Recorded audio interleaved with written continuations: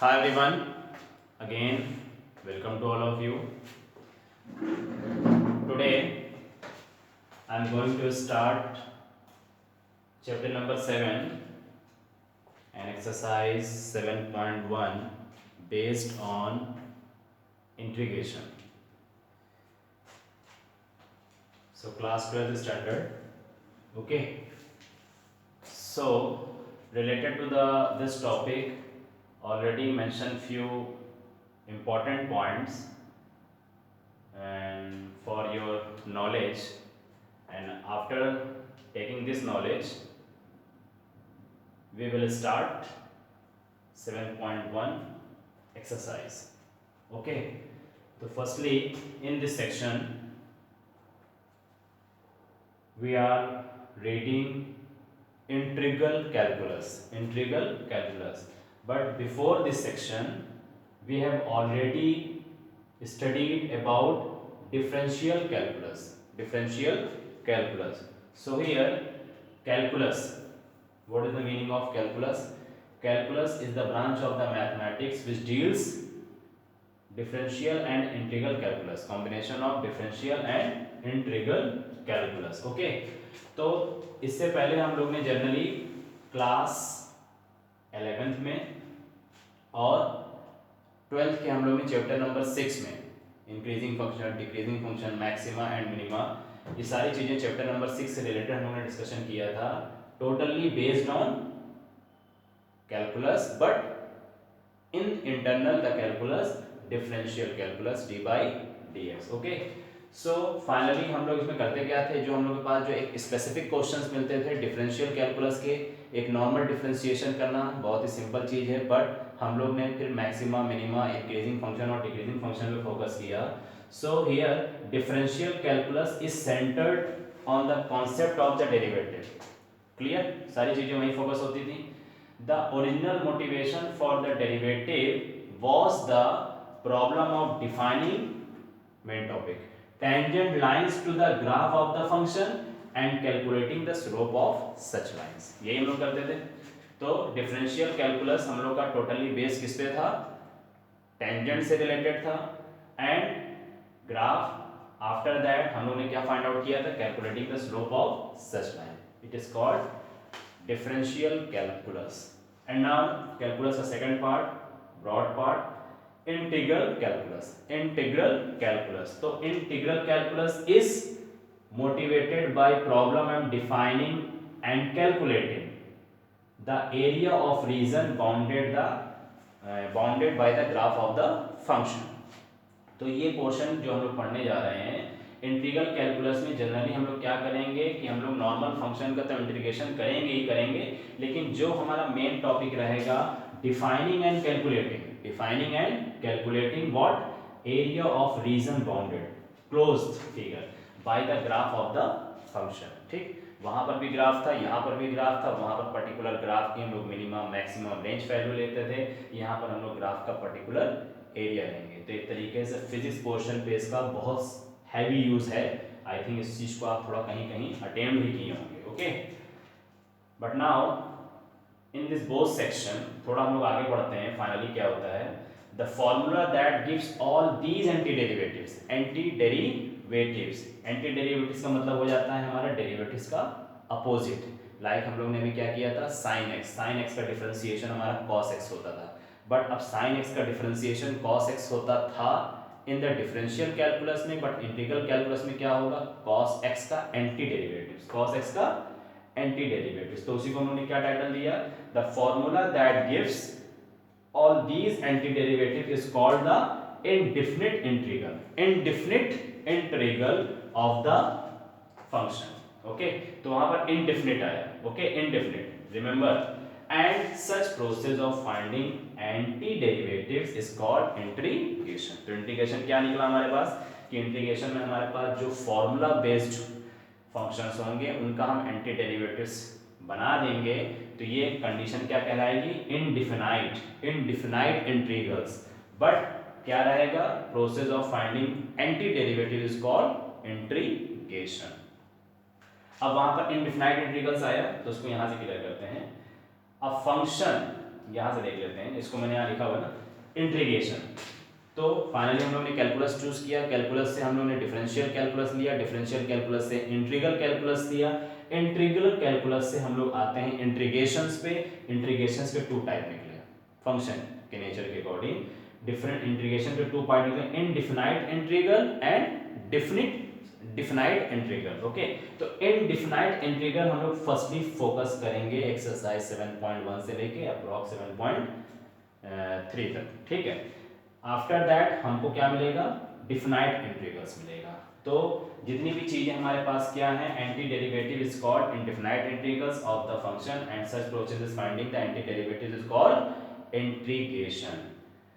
A function whenever it's derivatives is given, तो इसको उन्होंने दिया है इनडिफिनाइट इंटीग्रल्स। इनडिफिनाइट इंटीग्रल्स किसको बोलेंगे, a function whenever it's derivatives, यानी जिस फंक्शन का डेरिवेटिव्स हम जानते हैं और उसको डायरेक्टली फॉर्मूले में कन्वर्ट करते हैं, साइन का डिफरेंशिएशन cos x का डिफरेंशिएशन माइनस sin x, तो जो फॉर्मूला बेस्ड कन्वर्जन होगा वो किस में चला जाएगा, इनडिफिनाइट इंटीग्रल्स में चला जाएगा।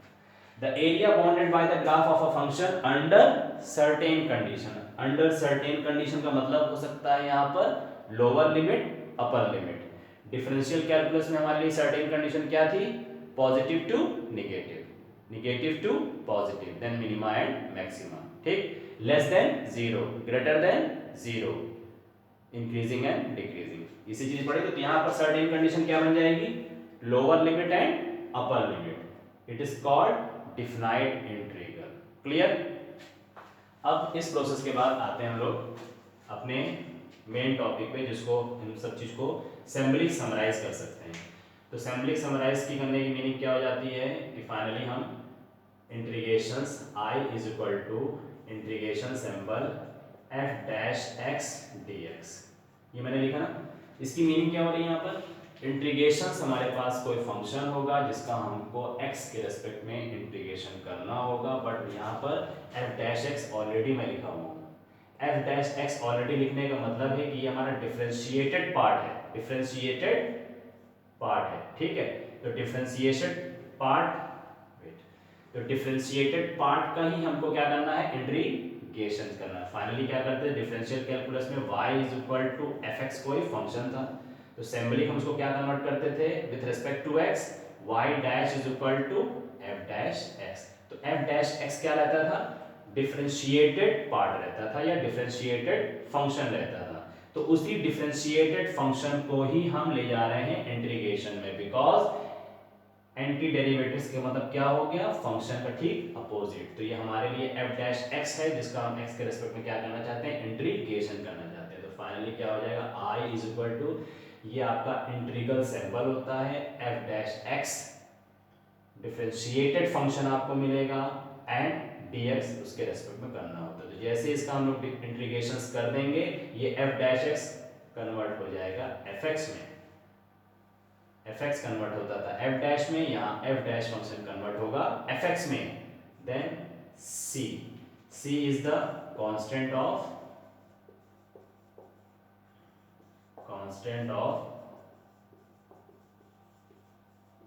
Integration, r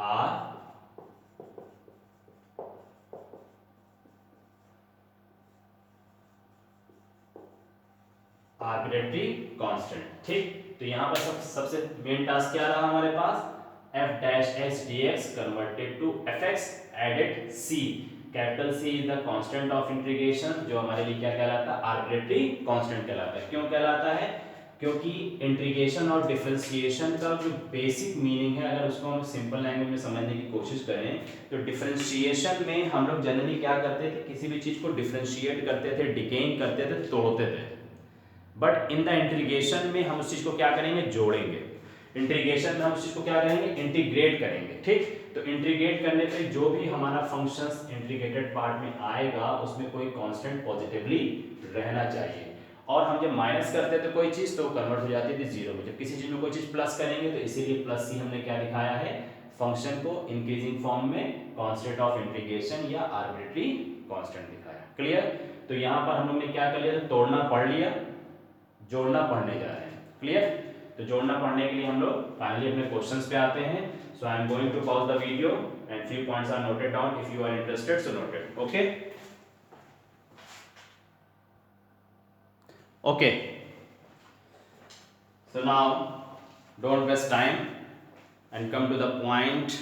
The main point is exercise 7.1 after introduction. Okay. First part says find and antiderivatives are integral of the following function by the method of inspection. Okay.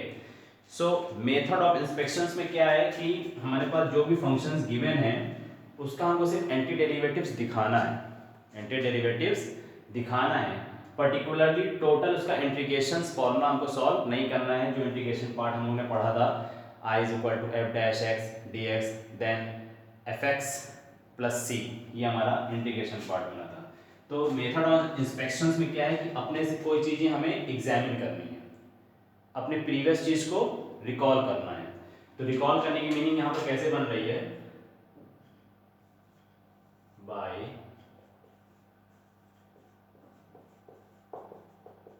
Inspection method. Okay. तो starting का question number 1 to 5 based on inspection method, but this portion is not important for your board examination, but at least 5 question है तो इस चीज को हम लोग कर लेते हैं, समझ लेते हैं.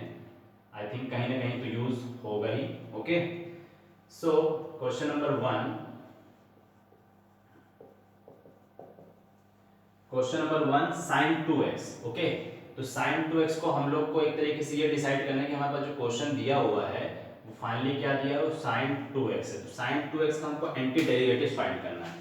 तो एंटी डेरिवेटिव्स फाइंड करने के लिए थोड़ी देर के लिए सपोज करो कि sin 2x हमारा डिफरेंशिएशन में कहाँ से आता था, ऑब्टेन कहाँ से होता था, क्योंकि हमको ठीक उसका अपोजिट फाइंड करना है.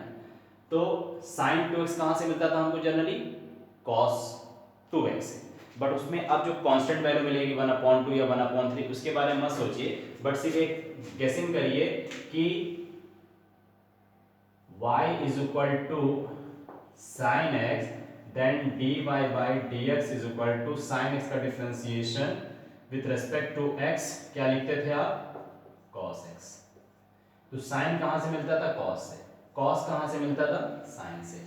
तो इसी तरीके से हम यहाँ से गेस कर लेते हैं, बट जो एंगल पार्ट होता है उसकी जगह कोई भी वैल्यूज आ सकती थी, वो कोई बहुत बड़ा इशू नहीं है. तो sin 2x को हमको इंस्पेक्शन मेथड से अप्लाई करना है और करना है find the derivatives, anti derivatives. Okay. So sin 2x को हम फाइनली सपोज कर लें or let what d by dx of, हाँ क्या डिसाइड किया था मैंने कि sin 2x कहाँ से जनरेट होता है. वेट, तो sin 2x हमें कहाँ से मिलता है, d by dx cos 2x.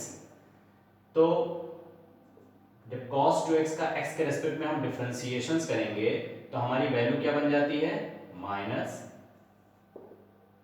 sin 2x. But 2x हम लोग सपोज करते थे, तो जिसका हमारे पास डिफरेंशिएशन 2 होगा, तो 2 हम क्या लिख देते थे, मल्टीपल में 2 लिख देते थे. क्लियर. तो दिखाने का ये मतलब हुआ कि स्पेशली मेथड ऑफ इंस्पेक्शंस में जिस चीज का हमको एंटी डेरिवेटिव्स फाइंड करने बोलेगा, हम उसको सपोज करेंगे कि वो वैल्यू कहाँ से हमें ऑब्टेन होती है. तो sin 2x generally cos 2x के डिफरेंशिएशन से ही ऑब्टेन होगी. तो हम ही ने उसका डिफरेंशिएशन पार्ट यहाँ लिख दिया, d by dx with respect to x of cos 2x is equal to, इसका डिफरेंशिएशन पार्ट ये होगा. ऐसा जैसे हम लोग करेंगे तो हमको जो क्वेश्चंस में गिवन है वो वैल्यू यहाँ मैच कर जाएगी, और उस वैल्यूज को स्टॉप करके हम लोग सारी चीज़ों को ट्रांसफर कर देंगे. Like with sine with constant both, सिर्फ क्या रोकना है हमको, ओनली sin 2x, बिकॉज हमारे क्वेश्चन में गिवन क्या है, sin 2x.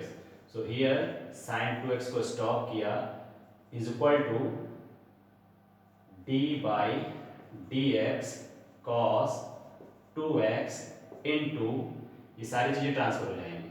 माइनस का साइन कहाँ लग जाना चाहिए, यहाँ लग जाना चाहिए. 2 मल्टीपल में है, ट्रांसफर करेंगे क्या आ जाएगा, डिवाइड में आ जाएगा. अब इसको सिस्टमाइज वे में लिख देते हैं. सिस्टमेटिक वे में लिखने का मतलब d by dx in bracket minus 1/2 cos 2x is equal to sin 2x। अब कॉन्सेप्ट क्लियर हो गया। क्वेश्चन क्या कह रहा था? Find the anti derivatives of the given following function by inspection method. Clear? तो कंडीशन क्या दिख रही है? Therefore an antiderivatives of sin 2x is equal to this is equal to this। एंटीडेरिवेटिव्स क्या दिखा रहा है? d अपॉन dx दिखा रहा है। एंटीडेरिवेटिव्स क्या दिखा रहा है हमारा? d अपॉन dx दिखा रहा है। हमको ये निकालना था। क्लियर? यानी उसका जस्ट अपोजिट है। तो sin 2x का एंटीडेरिवेटिव्स क्या बन जा रहा है हमारा? -1/2 cos 2x। so therefore an antiderivative of function sin 2x is what? -1/2 cos 2x। Answer understood? इस चीज को समझे? तो इंस्पेक्शंस में हमें क्या है कि कोई इनमें फॉर्मूला नहीं यूज किया, जो हमारा डिफरेंशिएटेड पार्ट था उसी को लेकर के हमने उसको वन साइडेड ट्रांसफर कर दिया। तो ये बताने के लिए हो गया, दिखाने के लिए हो गया कि एंटी डेरिवेटिव्स कहाँ यूज होता है। एंटी डेरिवेटिव मतलब डिफरेंशिएशन का अपोजिट। तो sin cos 2x से जब मैं डिफरेंशिएशन करता हूँ तो sin 2x में कन्वर्ट हो जाता है और उसका जो डिफरेंशिएटेड पार्ट आता है it is called anti derivative. तो ये चीज हमने ट्रांसफर किया तो ये एंटी डेरिवेटिव्स कहलाएगा। ओके, बट देखिए इसमें इसीलिए हम लोगों ने कांस्टेंट c का यूज नहीं किया क्योंकि ये सिर्फ एंटी डेरिवेटिव्स का यानी डिफरेंशिएशन का अपोजिट ट्रांसफॉर्मेशन था। Clear?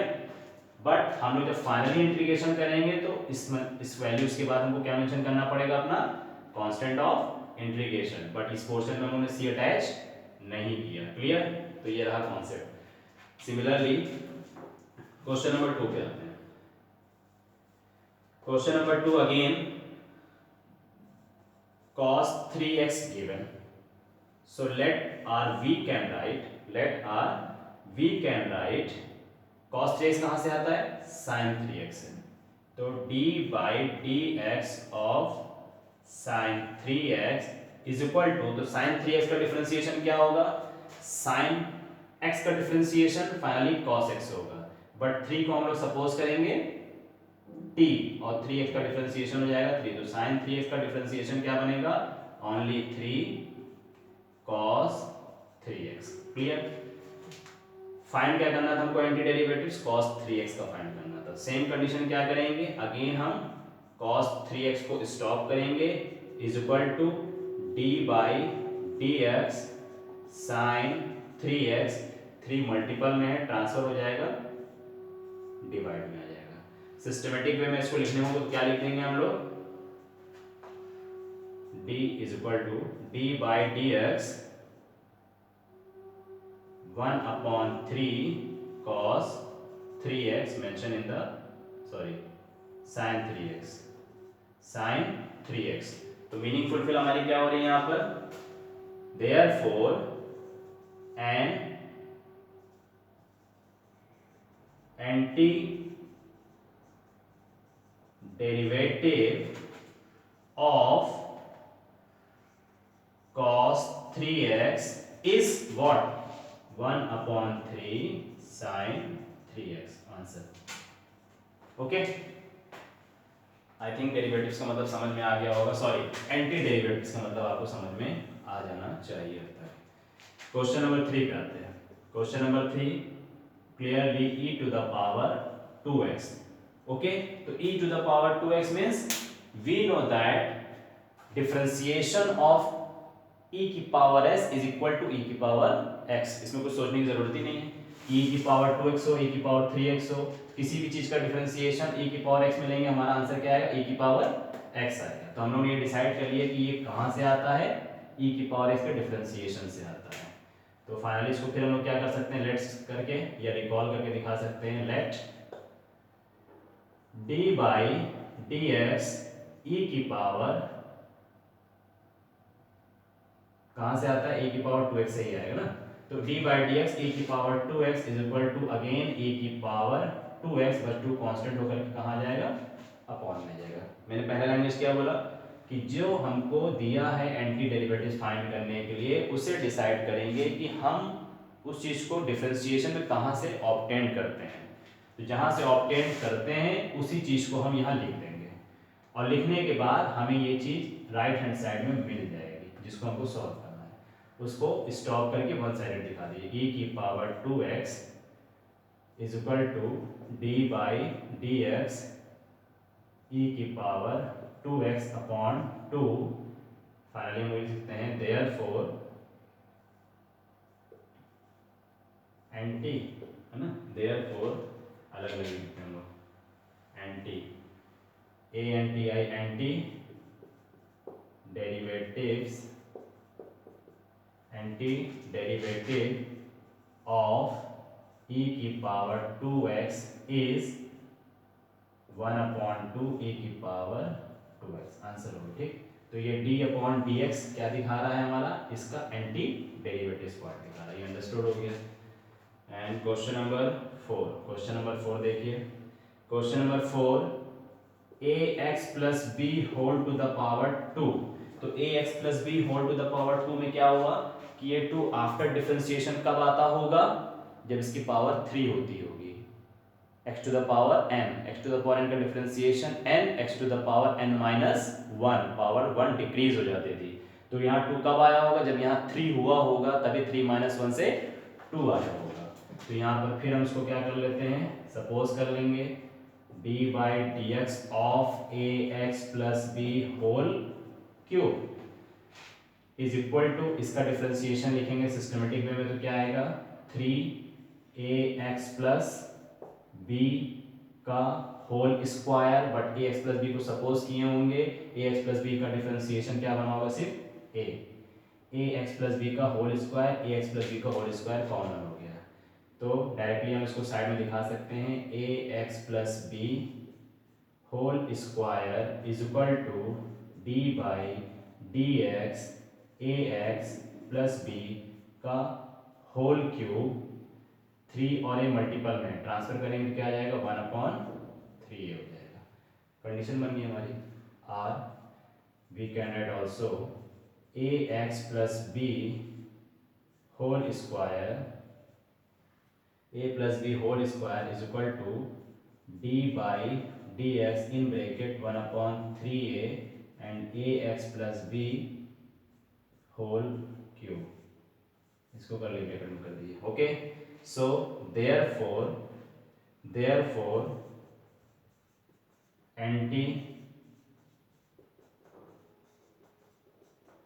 antiderivative of given function like ax plus b whole square is what, 1/3a and ax plus b whole cube। Answer हो गया।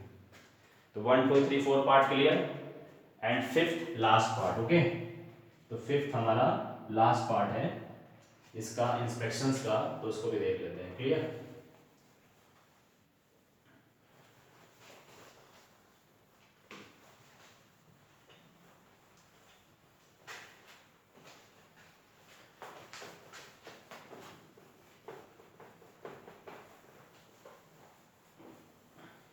Okay. Question number 4, sorry fifth, sine 2x minus 4e की power x। Basically यहां पर कितने terms हैं, 2 terms हैं। Okay, so question number 5,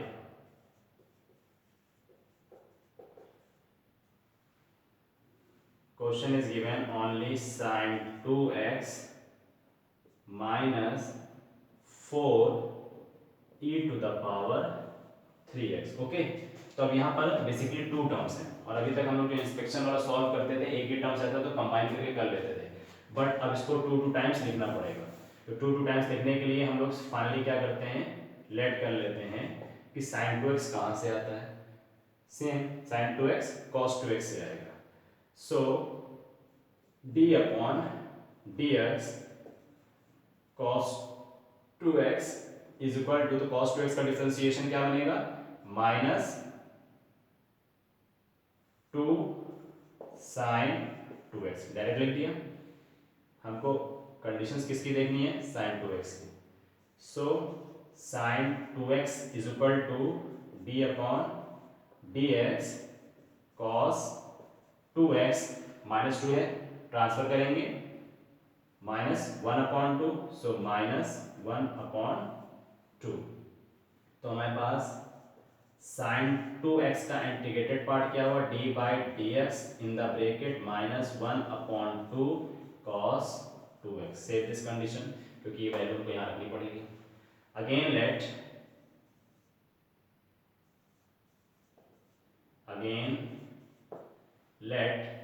-4 हमारा constant का काम करेगा, ओके, सिर्फ e की पावर 3x को सपोज करते हैं। सो d upon d x same e की पावर 3x कहाँ से आई होगी, e की पावर x से आई होगी। So d by d x e की पावर 3x का differentiation only 3e to the power 3x, 3x e की power 3x match. So e की power 3x is equal to d upon d x e की power 3x, total upon में 3 चलाएगा, divide. तो इसको हम कैसे लिख सकते हैं, d upon d x in the bracket 1/3 into e की पावर 3x। तो ये हमारा e की पावर 3x का एंटी डेरिवेटिव्स और sin 2x का एंटी डेरिवेटिव। अब इस दोनों कंडीशंस को हम, इन दोनों कंडीशंस को हम कहाँ करते हैं, अपने होल कंडीशन पे करते हैं। तो होल कंडीशन पे जैसे रखेंगे हम लोग sin 2x की जगह पे, तो d upon d x in bracket minus 1/2 cos 2x bracket close and -4 is a constant. Again e की पावर 3x की वैल्यू एंटी डेरिवेटिव्स में आपने निकाला है, d upon d x bracket 1/3 e की पावर 3x। तो बेनिफिशियल क्या होगा, e की power sorry d by d x and d by d x, हम टोटल कॉमन ले लेते हैं। तो d upon d x in the bracket minus 1/2 cos 2x and minus 4/3 e की पावर 3x। तो मीनिंग फुलफिल क्या हुई, therefore anti derivatives of given function is this, जिसमें हम लोग d बाई डी एक्स हटा देंगे। इस तरह से स्टेटमेंट फॉर्म में लिखेंगे, therefore an anti derivatives of given function is only this, क्योंकि हम उसको सेंटेंस फॉर्म में क्या रिप्रेजेंट कर रहे हैं, एंटी डेरिवेटिव्स बोल रहे हैं। अगर नहीं बोलते तो हम सिंपली लिख देते हैं। क्लियर। तो from question number 1 to 5 solve by the help of method of inspection, okay. And question number 6 general method. अब क्वेश्चन नंबर 6 से हमारा क्या स्टार्ट हो जाएगा, जनरल मेथड।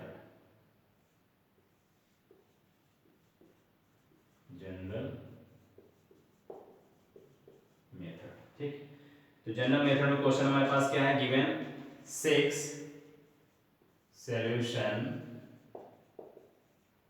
डायरेक्टली रिप्रेजेंट करते हैं। I is equal to integration sine 4e to the power 3x plus 1 bracket close and dx। Clear. तो अब इसका हम लोग को इंटीग्रेशन निकालना है, जनरल इंटीग्रेशन निकालना है। तो finally open the bracket and multiply by dx with integrated sine also. So integration 4e to the power 3x dx plus integration 1 is constant, so constant क्या, dx अंडरस्टूड ही होता है, multiply कर दीजिए। ठीक, इसको हम लोग इस तरह से लिख सकते हैं, ओके। अब इसका हम लोग को x के रेस्पेक्ट में दोनों इंडिपेंडेंट वेरिएबल हमारा मैच कर गया, तो हमको क्या करना पड़ेगा, इंटीग्रेशन पार्ट करना पड़ेगा। तो we can write also above conditions 4 is a constant integration e to the power 3x dx plus 1 already constant and e to the power dx। अब देखिए dx के रेस्पेक्ट में हमारे पास कुछ नहीं है, बट क्या है, 1 हिडन फॉर्म है। तो 1 को हम क्या लिख सकते हैं, किसी की भी पावर का मतलब 0 का मतलब क्या होता है, 1 समझाने के लिए लिख रहा है, बट ये कंफर्म है कि यहाँ पर 1 का इंटीग्रेशन x हो जाएगा, बिकॉज x का डिफरेंशिएशन 1 होता है, तो 1 का इंटीग्रेशन x हो जाएगा। अंडरस्टूड? बट कैसे हो जाएगा उसको इस तरह समझ लेते हैं कि यहाँ पर 1 हिडन फॉर्म है, तो हम इसको क्या लिख देते हैं, x की पावर 0 लिख देते हैं। Clear? And integration of x to the power n dx का फॉर्मूला, तो x to the power n dx का इंटीग्रेशन के फॉर्मूले में क्या होता है, x to the power n plus 1 total upon n plus 1 plus c constant, यही होता है। यानी डिफरेंशिएशन में हमारा पावर डिक्रीज होता था, बट इंटीग्रेशन में पावर इंक्रीज होगा। क्लियर? तो x टू द पावर 0 लिखने का मतलब ये हो जाएगा कि हम 0 प्लस 1, तो 0 प्लस 1 का मतलब कि 1 का डिफरेंशिएशन x हो जाएगा। Clear? So for constant and again e की पावर 3x का, तो e की पावर 3x का इंटीग्रेशन पार्ट हमको करना है, तो e की पावर 3x का इंटीग्रेशन कैसे होगा, हम फिर सपोज करेंगे 3x को, ठीक। तो 3x को जब सपोज करेंगे तो 3 हमारा कहाँ चला आएगा, अपॉन में चला आएगा, वहां पर मल्टीपल में जाता था, यहाँ कहाँ चला आएगा, अपॉन में चला आएगा। कैसे चला आएगा इसको साइड में समझिए, एक क्वेश्चन से कॉन्सेप्ट क्लियर करिए। सपोज कि आपके पास इंटीग्रेशन e की पावर 3x dx क्वेश्चन है, सिंपली पहले समझिए। अगर डायरेक्टली ये e की पावर x होता और इसको इंटीग्रेशन करना होता तो इसका आंसर सिंपली e की पावर x आपको मिल जाता, बट यहाँ पर क्या है, x के प्लेस पे 3x है, तो सेम वही कंडीशन बनी। तो आप अपने डिफरेंशिएशन के साइड पर क्या करते थे, लेट करते थे, जिस चीज़ का डिफरेंशिएशन नहीं जानते थे उसको t सपोज करते थे, तो हम यहाँ 3x का डिफरेंशिएशन नहीं जानते तो हमने t को 3x लिख दिया, और t का x के रेस्पेक्ट में क्या कर देते थे, डिफरेंशिएशन कर देते थे, तो ये 3x की वैल्यू क्या हो जाती थी, ओनली 3 हो जाती थी, और इस 3 की वैल्यू को डिफरेंशिएशन में जाके यहाँ पर पुट कर देते थे। बट हमारे पास कंडीशन क्या है, dt अपॉन dx नहीं है, हमारे पास कंडीशन ओनली dx की है, तो यहाँ से क्रॉस मल्टीप्लिकेशन करके हम dx का फॉर्म क्या निकाल देंगे, तो dx की वैल्यू निकल जाएगी dt अपॉन 3। बताने का मतलब ये हुआ कि डिफरेंशिएशन पे जो 3 मल्टीपल में आता था वो इंटीग्रेशन के लिए हमारे पास अपॉन में चला जाता है। क्लियर? क्योंकि यहाँ पर से हमको dx की वैल्यू dt के फॉर्म में कन्वर्ट करनी है। क्लियर? तो अब इसको हम लोग लिखते कैसे थे, इंटीग्रेशन e की पावर 3x कन्वर्ट हो गया t में। अब यहाँ पर आपका इंडिपेंडेंट वेरिएबल बन गया x, जो कि यहाँ होना क्या चाहिए, t, बोथ t होना चाहिए, बोथ x होना चाहिए, बट यहाँ से हमने निकाला क्या है, dx की वैल्यू dt के टर्म्स में क्या निकाला है, dt upon 3। So in the next step e की पावर t dx की जगह क्या रख देंगे, dt अपॉन 3, तो ये 3 हमारे लिए कांस्टेंट के लिए बाहर निकल जाएगा, इंटीग्रेशन में e की पावर t dt आ जाएगा 1/3 e की पावर t dt का सिमिलर इंटीग्रेशन हो जाएगा e की पावर t, बट t की वैल्यू क्या है, 3x है। तो मतलब क्या निकल रहा है कि e की पावर 3x का इंटीग्रेशन डायरेक्टली हम लोग 1/3 e की पावर 3x भी लिख सकते हैं। तो समझाने का मतलब ये हुआ कि डिफरेंशिएशन पे जो 3 मल्टीपल में था वो डिवाइड में होगा। तो ये हमारा साइड वर्क रहा, बट इसको हम लोग ओरल करना ही सीखेंगे। ओरल कैसे सीखेंगे कि हमको x के रिस्पेक्ट में इसका इंटीग्रेशंस करना है, तो हम 3x को t सपोज करेंगे, बनेगा e की पावर t, और e की पावर t का इंटीग्रेशन एज यूजुअल e की पावर t होता है, लेकिन t की जगह 3x होता है, और जो हम t सपोज करते हैं वो आ जाएगा हमारा 1/3। तो हम 3 कहाँ मेंशन कर देंगे, यहाँ मेंशन कर देंगे। Again plus x to the power 0 का इंटीग्रेशन उस फॉर्मूले के अकॉर्डिंग अगर करेंगे तो x to the power 0 + 1/0 + 1, meaning क्या निकल आएगी, x। जब ये पूरा इंटीग्रेशन हो जाएगा तब आप अपना आर्बिट्रेरी कांस्टेंट c अटैच कर दीजिए।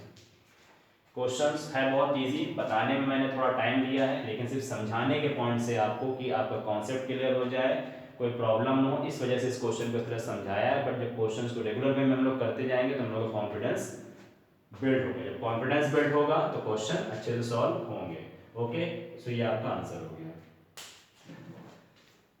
क्वेश्चन नंबर 7 में आते हैं। ठीक, अब यहीं पर इसको क्वेश्चन नंबर 7 को ओरल करने की कोशिश करेंगे। Question number 7, integration x square in the bracket 1 - 1/x square bracket close dx। Simply इसको सिंप्लीफाई कर लेते हैं इसी में। Integration open the bracket and multiply bye x square and dx also.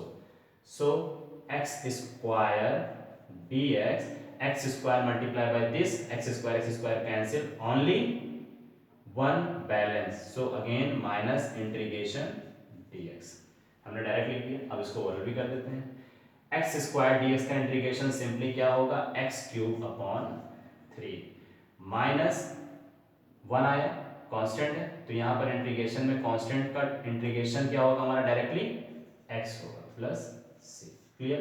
जब समझ में आएगा तो क्वेश्चन की लेंथ और शॉर्ट हो जाएगी, कैलकुलेशन की लेंथ और शॉर्ट हो जाएगी। Question number 8।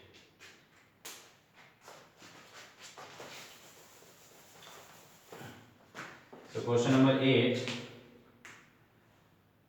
integration ax square plus bx plus c mention in the bracket and dx, no problem, directly इसको मेंशन किया जाए, ब्रैकेट ओपन कर दें और कांस्टेंट को बाहर कर देते हैं। So a is constant, integration sine x square dx again plus b is the constant and integrated symbol x dx plus c always constant and only dx। clear?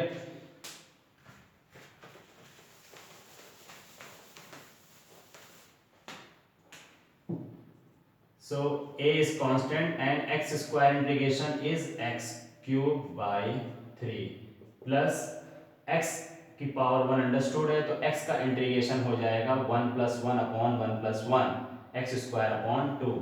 So bx square by 2 plus c again constant, constant का integration only x plus c mention कर दीजिए। लिखना हो तो इसको systemise वे में लिख दीजिए, a by 3x cube plus b by 2, a by 3 plus x cube, ठीक, b by 2x square plus c x and capital C इसको थोड़ा शो कर दीजिए, ये C इस C से मैच ना करे, ठीक, C इसका कांस्टेंट आंसर हो गया। Question number 9, integration 2x square plus e to the power x mention in the bracket and dx, only formula based, again open the bracket and multiply by dx। so 2 is constant and integration symbol x square dx plus integrated symbol e to the power x dx, and now 2 is constant and x square integration again x cube by 3 plus e to the power x integration again e to the power x plus c।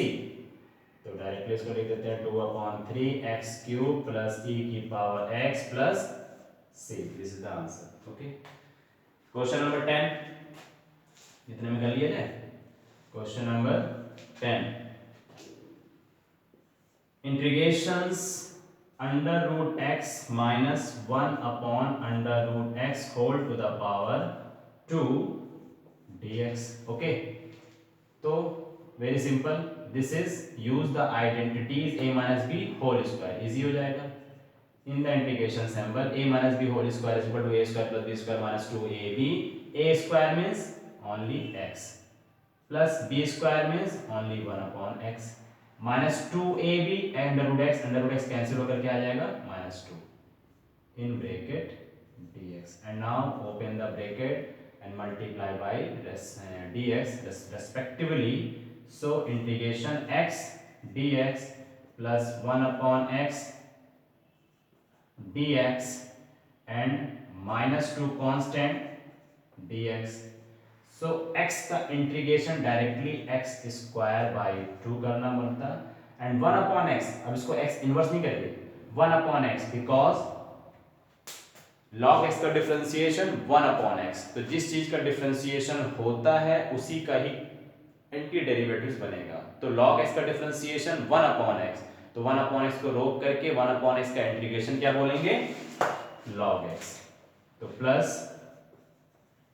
log x mod and minus 2 constant and constant का integration x plus c। Clear? Okay, so now I am going to pause the video and few points if you are interested to note it down, so note it. Okay, again let's start from question number 11.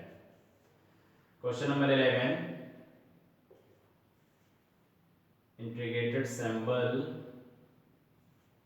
x cube plus 5x square minus 4 total upon x square dx.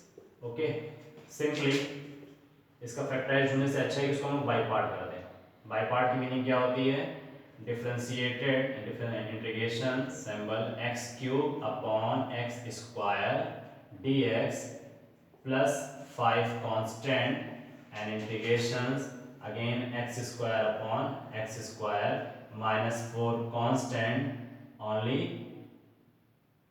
1 upon x square. हमने इसको थोड़ा direct लिख दिया, clear हो गया ना? हमने इसको अपॉन में इसको ब्रेक कर दिया. बाई पार्ट की मीनिंग हो गई this upon this, this upon this, this upon this. X cube upon x square, 5 constant x square upon x square minus 4 constant, so 1 upon x square. Simply और एक step solve करते हैं तो ये x square से x cancel हो जाएगा, x square total cancel हो जाएगा. 1 अपॉन एक्स स्क्वायर को एक्स पावर माइनस 2 मेंशन कर सकते हैं. क्लियर? सो फाइनली क्या बचा? Integration x dx plus 5 constant only, हम लोग को dx मल्टीप्लाई करना था, only dx and minus 4 constant, so x की पावर माइनस 2 dx. डायरेक्टली हम लोग फॉर्मूला अप्लाई कर सकते हैं. x का integration x square by 2 plus 5 constant का integration x minus 4 constant and x की पावर माइनस 2 का integration minus 2 plus 1 minus 1, so x की power minus 1 upon minus 1, so minus minus मिलकर क्या हो जाएगा? Plus plus c. तो फाइनली इसको हम लिख क्या सकते हैं? 1 upon 2 x square plus 5x plus 4 upon x plus c. Question number 12. Question number 12, integration x cube plus 3x plus 4 total upon under root x dx. Okay, again यहाँ पर वही चीज किया जाए. सिंप्लीफाई करने के लिए इंटीग्रेशन बाय पार्ट की मीनिंग हो जाएगी x क्यूब अपॉन x की power half plus 3x upon x की power half plus 4 upon x की power half mention in the bracket dx. पहले इतना क्वेश्चन सॉल्व हो जाए तब सॉल्व करिए. इंटीग्रेशन पावर सब्ट्रैक्ट हो जाएगी 3 माइनस 1 अपॉन 2, तो 3 माइनस 1 अपॉन 2 की मीनिंग क्या हो जाएगी? 3 माइनस 1 अपॉन 2, 2 एलसीएम लेंगे, 2 3 6, 6 में से 1 चला जाएगा, 5/2, so x to the power 5/2 plus 3 constant, इसकी पावर 1 अंडरस्टूड है तो अगेन 1 अपॉन 2 माइनस में चला जाएगा, 1 upon 1 minus 1 upon 2, 2 LCM 2 minus 1 means 1 upon 2, x to the power 1 upon 2 and again ये चीज ट्रांसफर हो जाएगी 4x to the power minus 1 upon 2. And now apply the formula. जैसे इसका हम लोग इंटीग्रेशन पार्ट करेंगे तो सबकी पावर में प्लस 1 हो जाएगा. तो डायरेक्टली अगर हम उसका इंटीग्रेशन कर देते हैं तो dx का मल्टीप्लाई करके x की पावर क्या है? 5/2 है, तो 5/2 में प्लस 1 करेंगे तो 7/2, तो x to the power 7/2 total upon 7/2 आएगा, जिसको हम रेसिप्रोकल करके क्या लिख सकते हैं? 2/7 direct plus x to the power 1/2 plus 1 का मतलब 2 एलसीएम हो जाएगा 3/2, सो 3 into अगेन 2/3 x to the power 3/2 reciprocal कर दिया plus x to the power -1/2 plus 1, so 2 LCM लेंगे -1 प्लस 2 1/2, 4 x की पावर 1/2 बट 1/2 डिनोमिनेटर में होगा तो क्या हो जाएगा 2/1. तो 2/7 x to the power 7/2, 3 cancel, so 2x to the power 3/2 plus 4 to the 8x to the power 1/2 plus c. Question number 13.